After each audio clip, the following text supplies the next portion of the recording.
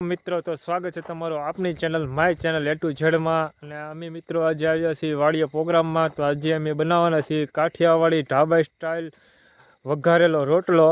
તો વઘારેલો રોટલો અમે કઈ રીતે બનાવી એ તમને બતાડીશું, અને આમાં વસ્તુ કઈ કઈ જોઈશે એ હાલો ઢાબા સ્ટાઇલ વઘારેલો રોટલો બનાવવા માટે સામગ્રી શું શું જોઈએ છે એ હું તમને અત્યારે નથી બતાવતો।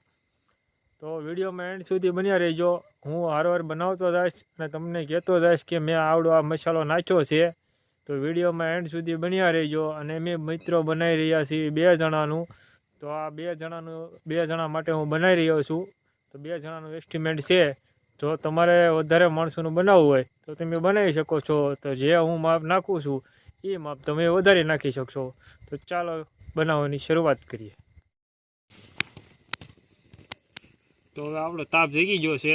તો હવે એની ઉપર મૂકશું આપણે તપેલું।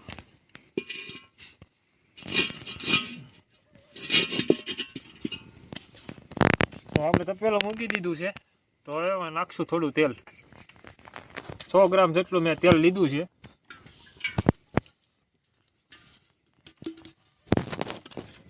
તો આપણે થોડી વાર રાહ જોઈશું તેલ ગરમ થાય ત્યાં સુધી।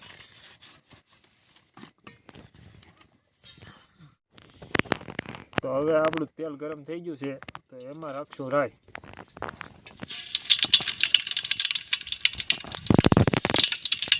અડધી ચમચી જેટલી મેં રાઈ લીધી છે અને અડધી ચમચી જેટલું મેં જીરું લીધું છે। હવે આપણે નાખી દઈશું જીરું।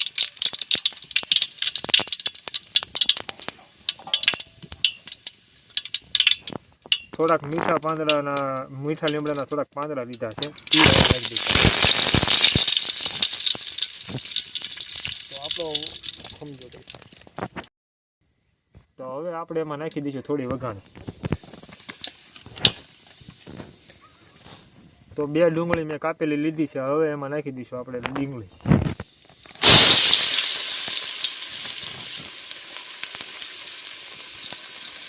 થોડી વાર આપણે એને તળવા દઈશું।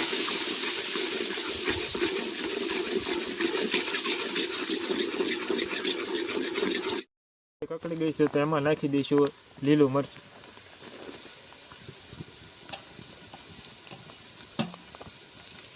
બરાબર, હવે આપણે લીલું મરચું નાખી દીધું છે। તો થોડુંક નાખશું લીલું લસણ।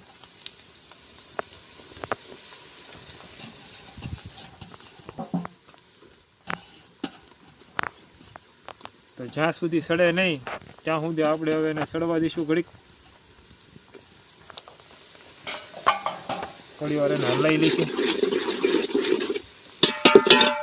જેથી કરીને આપણે બધી વસ્તુ વ્યવસ્થિત સડી જાય।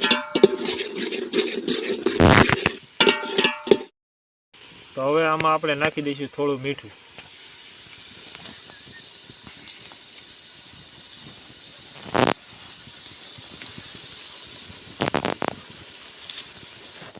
આપણે મીઠું નાખી દીધું છે।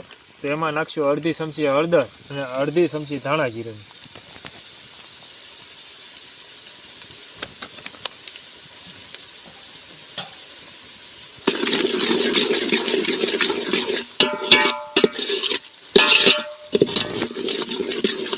થોડી વાર પકડી જાય હળદર ને ધાણા જીરું ત્યાં સુધી આપણે થોડી વાર એને હલાવશું।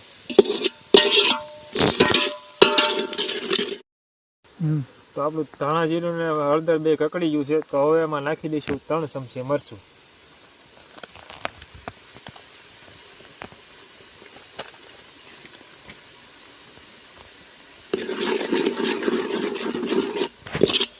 થોડી વાર મરચાં આપણે કકડવા દઈશું, પછી આની અંદર નાખશું આપણે છાશ ખાટી।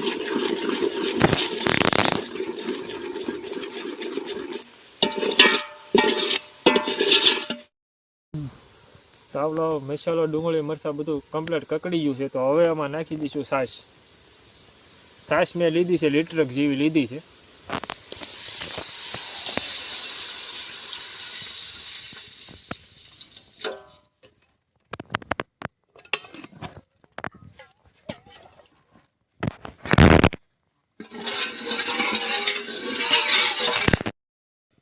જ્યાં સુધી આપણી છાશને એવું બધું નાખી દીધું, જ્યાં સુધી આ ઉકાળો ન મારે ત્યાં સુધી આપણે એને હલાવશું।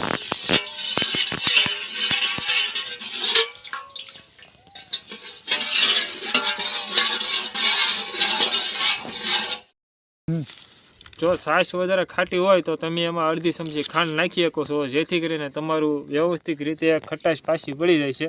તો આપણે નાખી છે અડધી ચમચી ખાંડ.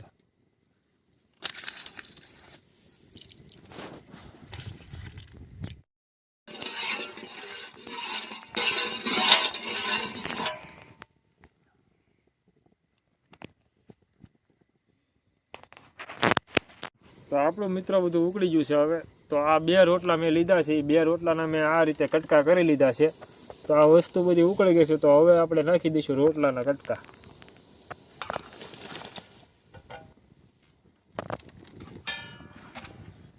તો થોડી વાર એને સડવા દઈશું.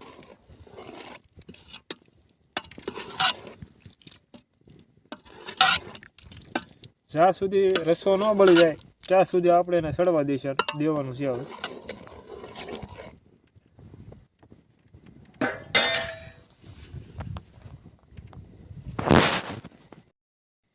તો હવે આ તૈયાર છે આપણે કાઠિયાવાડી ઢાબા સ્ટાઇલ વઘારેલો રોટલો. તમે જોઈ શકો છો. હવે આપણે નાખી દઈશું એમાં ઉપરથી કોથમરી.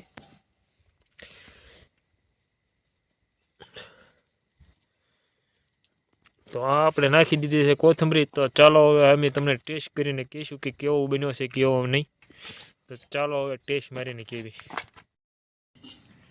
તો મિત્ર તૈયાર છે આપણો આ કાઠિયાવાડી ઢાબા સ્ટાઇલ વઘારેલો રોટલો. અને આ ભાઈ આપણને ટેસ્ટ મારીને કહેશે કેવો બન્યો છે કેવો નહીં. તો ચાલો હવે ટેસ્ટ મારીને કેવો આપણા મિત્રોને કેવો બન્યો છે કેવો નહીં.